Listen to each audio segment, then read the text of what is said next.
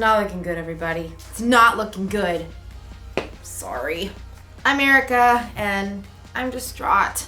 I just left the bike repair shop.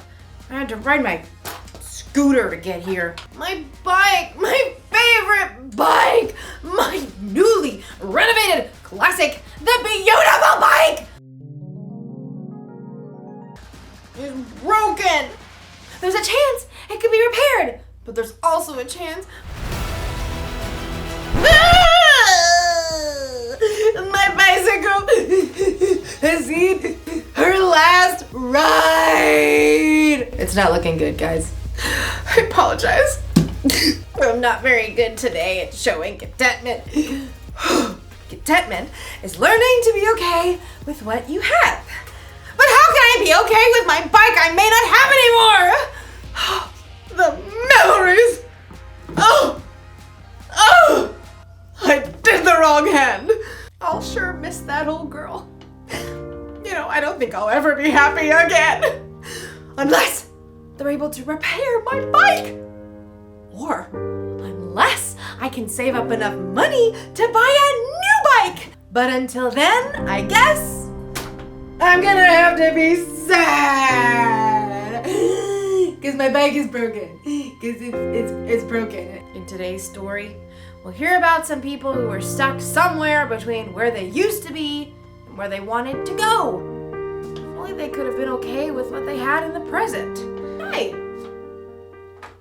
have a scooter. I can ride it to the store to go look at new bikes. Bye, guys. The store is the other way.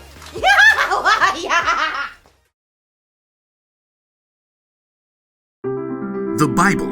It's 66 books of history, stories, letters, and poetry that fit together to form God's one big story. The epic adventure of how He created us and loves us so much that He made a way to rescue us. As we travel through the Bible, from Genesis to Revelation, we discover people who met God and found their lives changed forever.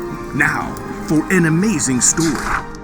Inspired by the book of Exodus, chapters 16 and 17. The Israelites had lived as slaves in Egypt for hundreds of years, but God worked miraculous signs and parted the waters of the Red Sea to lead them to freedom.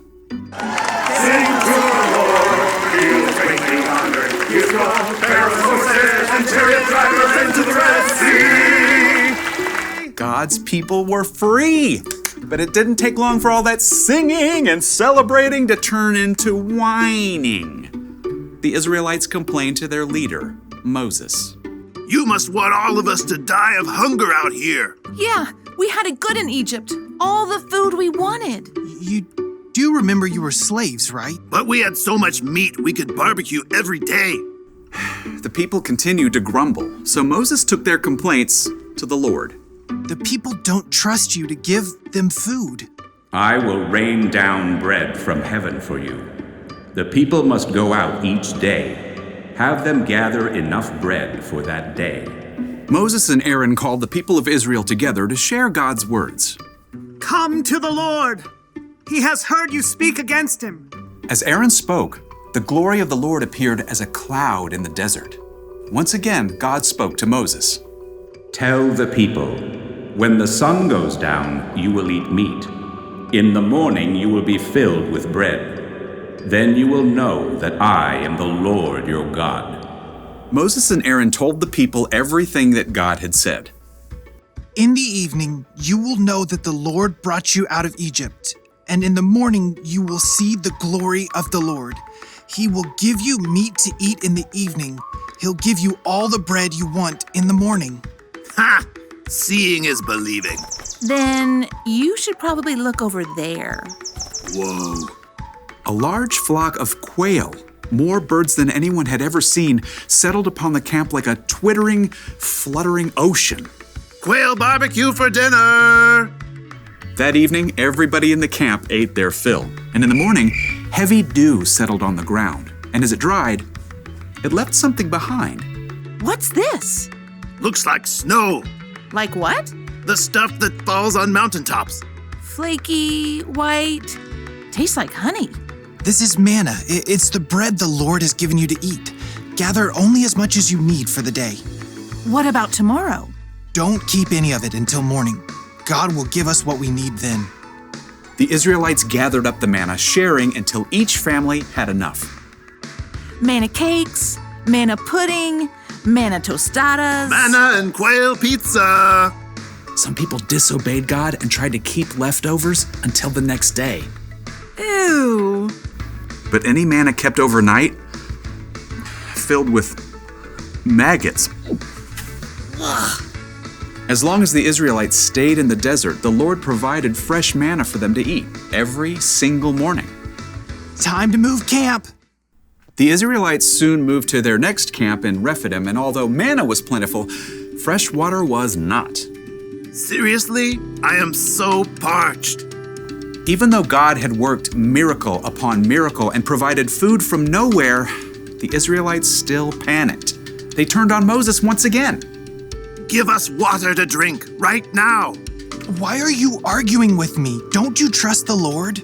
Why did you lead us out of Egypt? At least we had water there. Now we're all going to die of thirst. The Israelites were so angry, they actually picked up stones to throw at Moses. Frustrated, Moses cried out to the Lord. What am I going to do with these people? They're ready to kill me. Go out in front of the people. Take the walking stick you used when you struck the Nile River. I will stand there in front of you by the rock at Mount Horeb. Hit the rock, then water will come out of it. Thank you, Lord.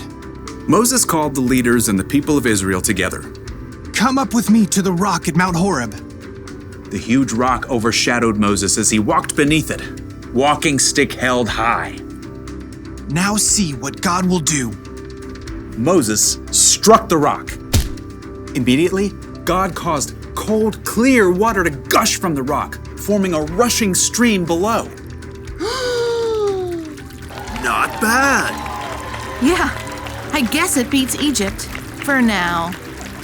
Over and over, God showed that He would care for His people, but still the Israelites were tempted to long for what they had before, in spite of their newfound freedom.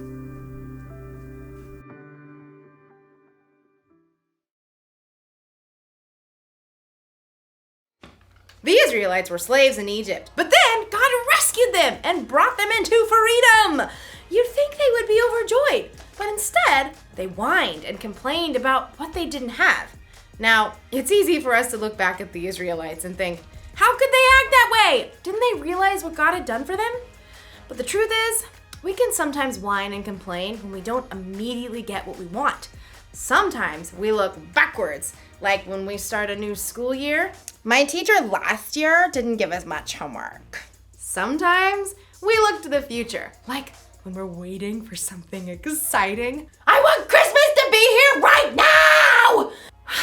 We spend all this time looking backward and forward that we completely forget to look at what we have right now. For instance, right now, I may not have a bicycle, but I do have a scooter. What about you? Think about it. Don't think about what you don't have. Think of what you do have. It could be a favorite toy or a favorite thing to wear. Could be friends. Could be a place to sleep at night. Could be family. What do you have right now? I can tell you one thing you have, no matter who you are. You have a God who loves you so much that He sent His Son Jesus to die for you. And that will always be true. Here's the one thing to remember today. Don't miss out on what you have right now. Right now, I have a good attitude. I've got strength and energy.